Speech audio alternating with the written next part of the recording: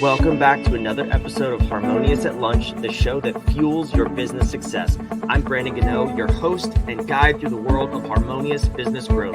Today, we're unlocking powerful strategies with industry experts to help your business thrive. If you're a business owner, entrepreneur, or executive, you are in the right place. Join me and our incredible guests today on the journey to clarity, growth, and success. It is time to revolutionize your approach to business. Let's dive in with another episode of Harmonious at Lunch. Welcome back into some more bite-sized business advice. And today we're talking about a topic that might make some people angry, but ideas aren't everything. And a lot of people spend a lot of time coming up with ideas and brainstorming. But what really matters is when you have an idea, how do you make it come to life? How do you go from idea to execution? This is one of my favorite topics, and we're going to dive in today with a very special guest, Tristan Pelloux. Welcome to the show, and thank you for being here. Thanks for having me, Brandon. So did I get that right? I mean, a lot of people love coming up with ideas, but when they bring you in, what do they say? Do they give you a little bit of pushback on the execution piece, or where do most people find themselves in this discussion? Yeah, exactly. I think I meet a lot of entrepreneurs and they think that they have a great idea and that the idea really is what makes a big difference. And I always tell them that absolutely not. You have very good businesses that have not a great idea, but they're very good at executing that idea, building a business that is sustainable. And then people have great ideas and it will never turn into a successful business because the path from idea to execution is just too narrow. Yeah, that makes sense. I mean, even with existing businesses developing new product lines, new service, whatever it is, I mean, a lot of people love to come up with the ideas, but the part that I see that lacks most often is the execution or the even just a plan to make that come about. So when you're working with people, do you help them in coming up with the ideas, or are you coming in after the idea has been born, so to speak, and then we go right to execution? I always come after, and if I come at the point where they're not sure about the idea, I'm not too involved in that moment because I don't feel I'm the best placed.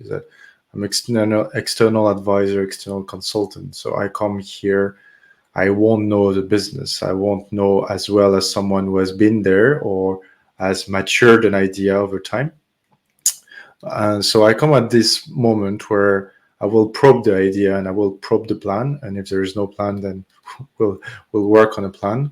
But I think it's always important to put your ideas on paper as a start to see if it's doable. And then this is where you're going to see the missing parts, and this is when you're going to look at the various bits and pieces and say, hey, actually this won't work, or I have a challenge with this. And so it's where you turn that idea into an actual business, an actual product.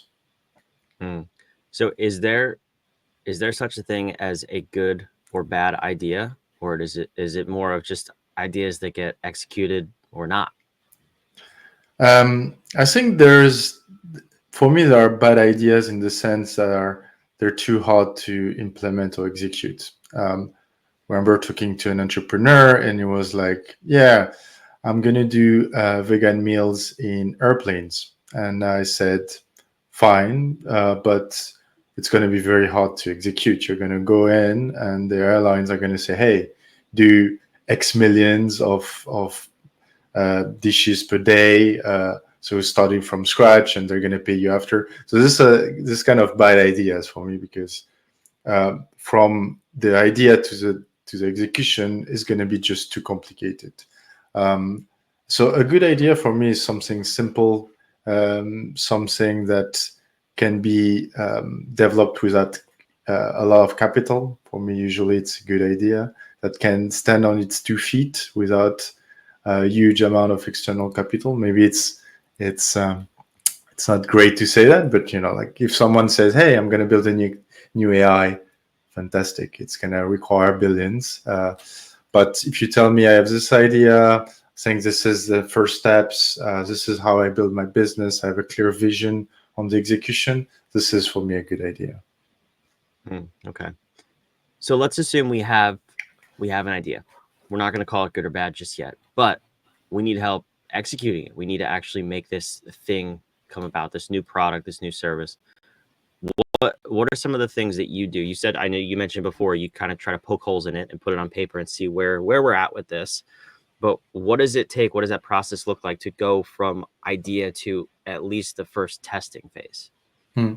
So I think you need a bit of planning. Planning is might sound boring, but putting your ideas on paper. I'm not saying writing a 50-page document, but just the few key parts. Is that like what is the distribution looking like, the marketing and comms of your product. I think for me it always comes back to the basics, which is what are you selling, who are you selling it to, how are you selling it, and at what price, basically, once you've answered these questions.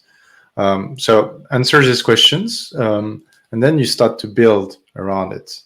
You say, hey, my clients are this type of customers. I don't know, like I want to launch a restaurant. Okay, fine. Who are your customers? What are you selling? What are you selling them to?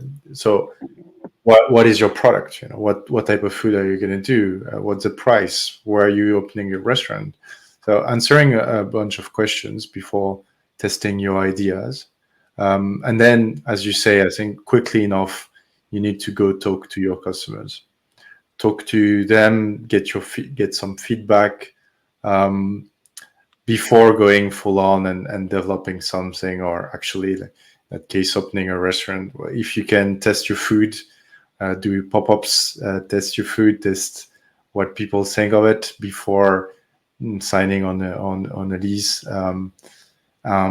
So yeah, iterating, but most of it, yeah, putting things on paper. But a good exercise I like to do usually with people is with this idea, with this business. Um, 1 year from now, where do you see this? Like, what is success looking like in the medium term, short to medium term? Because this helps a bit, knowing the resources you have to put in front of this idea. Uh, Look, I want a mobile app within a year and then X thousands of users. Sure. That means a development team. That means, like that much of these different parts. So this is, this kind of brainstorming I tend to do. Yeah, that makes sense. And I think, just thinking about recent conversations that I've had with people, they want really big outcomes in, I would say, relatively short periods of time. And then you ask them what's their plan to get there, and they're like, I don't know, I'm just going to make it happen. I love the ambition, I really do. A plus for that. But at the same time, I mean, if you're walking through life without a plan, how can you expect to get there? So for you, when you're talking about 1 year out, where do you want to be in a year? If someone comes up with, let's just say, a big thing, they want 1 million users on an app and they don't even have an app at this point, do you go through the planning process first, or do you try to maybe scale back that initial goal? What's a better way to approach that? I think what I tend to do is break it down, so which makes people realize that it's not feasible, like a lot of the time. I want to be market leader in a year, sure. So let's break it down into what needs to happen this year. Okay, let's break it down into what needs to happen this quarter before anything else. And then you're like, okay, fine. So in the next 12 weeks, you've raised 10 million, and then you've built a team of 50 people, and then people realize, okay, this is not going to happen. I'm a big fan of getting things done and moving, and it's true. Like, you do need to do that when you're an entrepreneur. You can't just, as I said, you can't make a plan of 50 pages and just look at it and waiting to see if it's gonna work on itself. So you do need to make things happen, but having a clear path. So for me, it's always important to have this vision clear, and then kind of the big pillars of your plan clear, and then what happens tactically to make it happen. This is where I'm gonna get things done. Fine, but you need that direction. So I guess this is what I do. I would break it down into a plan so that they don't have to believe me. They just have to believe like these numbers. Um, if you tell me you want to go in a certain direction, I believe you. But then let's talk real stuff. What needs to happen in the next few weeks? And this is how you realize that actually you cannot, and you scale back your ambition a bit. It doesn't mean that this business is not going to be market leader. It just takes you a bit of time, and you need to build that foundation. um, and even with hockey stick, like you can do whatever you want, but still you need to build that foundation, that team, that tech, and that takes time. Like sometimes time is not you can't compress time. To you can do a lot of things, you can be super productive, but there's just so many hours. And even when you pay some guys to build your tech, they're going to tell you, look, it's taking 3 months. I can put more people on it. It's still going to take 3 months. It's just sometimes you just have to work with that. Yeah, it makes sense. And one of the things you said that was interesting is, so you have the vision, you have the kind of outcome you're shooting for, whatever that is. You have the plan, but then there's the tactical piece, and that's the actual execution of what you're doing. It's the what are you doing every single day to make sure you get there. So, assuming we have a vision and we have a plan at this point to some degree, what does the tactical piece look like to make sure that we're doing the most efficient things, the most effective things? And also, what's the consistency of that? Because the reason I asked that question is I think we're all squirrels these days. We have attention spans of 5 seconds, and if something doesn't work immediately, we want to change our minds. But you and I both know that that doesn't work in executing on a massive project, right? So what does that look like in terms of selecting tasks and activities, and also the consistency of execution? So I think once you have your plan, I would define objectives. So what do you need to achieve? So for instance, I want to launch this product. Okay. This quarter, I'm going to talk to 100 customers, 100 potential customers. I'm also going to do ABCD. So placing clear objectives on what you need to do that are tied to that strategy. And then from this, you can define tasks. I want to talk to 100 customers. Okay, well, I'm going to pull together a list. I'm going to reach out to them, organize calls, whatever. So I tend to break down these plans into objectives and then into tasks. And everything will lead to that objective and ultimately your strategy. And this is how you keep going in the right direction. And whatever you're doing exactly to talk to these customers doesn't matter. Like your North Star is to talk to these customers to refine your business idea. And and you need to do this for every single part, so every single like big strategic objective that you have. That can be build your product, so you can break it down into measurable things, and you can break it down actually on things that you can do during a week. So this is how you keep this productivity, is that what you need to do this week, what you need to do like this month. And but keeping it flexible, that you define objectives on a quarter maybe, and then what you need to do in the shorter term, and then you test. So, oh well, talking to 100 customers, sending emails doesn't work. Okay, well, let's adapt the strategy. I'm going to send LinkedIn messages, or I'm going to call them. Then I get better results. I've talked to 50 customers that way. So you keep adapting, but still with that direction in mind. And this is how you keep on moving in spite of, as you say, attention span. Well, you still have your KPIs or your metrics to hit. So for me, it's always about structure, right? I guess that's a recurring theme, is that idea, sure, plan, structure. Okay, I want to do this. Okay, fine, but with a direction and with some milestones that you want to hit. Yeah, how do you know when it's maybe too soon, or you've missed the boat to tweak that plan? In terms of, you just gave the perfect example, whether it's you start with emails, you're not getting a good result, you want to bring in LinkedIn messages or whatever else it might be. How do we not just start jumping from activity to activity, but actually establish, okay, what are the KPIs that I'm looking for and I'm measuring? And also, if this is the first time you're doing it, you're kind of pulling that out of thin air. So how do you balance that? I've never done this before. I really don't know what I'm looking for, but also I should have an idea of something to measure against. Mm. Yeah, I mean, it's true that there is a risk of pivoting all the time, and then you go circle. You go, you just turn like just looking around and running around, still doing the same thing. Um, I think that goes back to, for instance, I want to talk to 100 customers over 4 months. So it means I need to talk to customers on average 25 customers a month. If after 2 weeks I've talked to zero, maybe the way I'm doing it is wrong. If I've talked to a bit, so I think it's about having some kind of trend, and seeing the results. It's true, like sometimes it's not going to be clear cut. This is working, this is not working. Should I adapt? Should I not?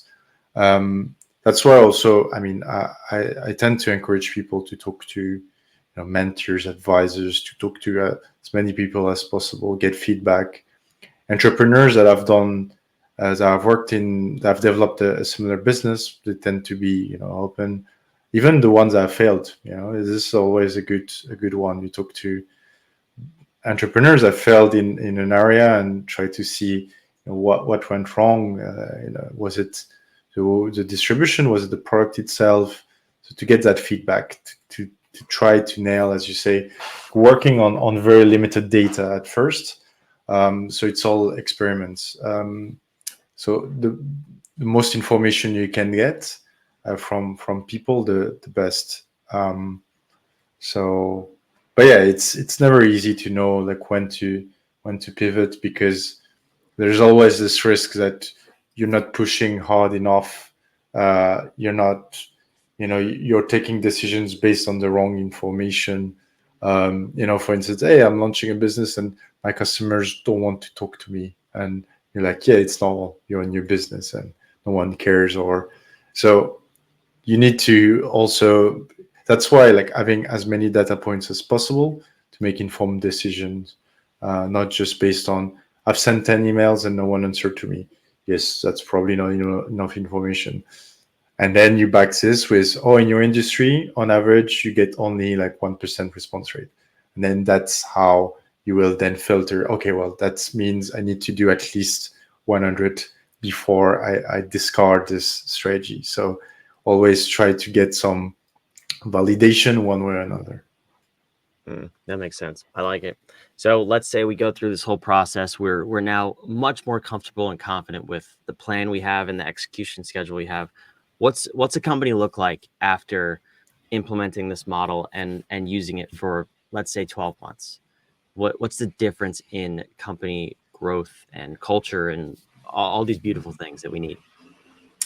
I think if you have this mentality from the beginning, you're much more structured around measuring success, measuring the path. So, especially if you're a business that is doing well at first, eventually at some point, you might not. So, having this mentality at already, that you're gonna every roadblock, like how to tackle it, like that you're measuring success, you have this plan, this execution, this vision. This also helps if you're planning on bringing external, investors, capital, people, because it will be super clear the way you explain the trajectory, past and forward. So that's great for an investor, for instance. They know that you're very clear about what you're going to do with their money. Also, when you start bringing in A-listers that want this clear vision, this clear path to success. So I think being organized from the very beginning, knowing that an idea doesn't matter, as well as you're gonna maybe diversify your business, launch new products, uh, maybe going to new markets. Like directly that actually doesn't, as I said, Doesn't matter. Oh, this other market is huge. Okay, it doesn't matter. How do I get in? How do I execute on that expansion? Or how do I launch this new product? What should I care about? What are all these things that I've done already for my business as a whole? For this new product, I need to do the same way.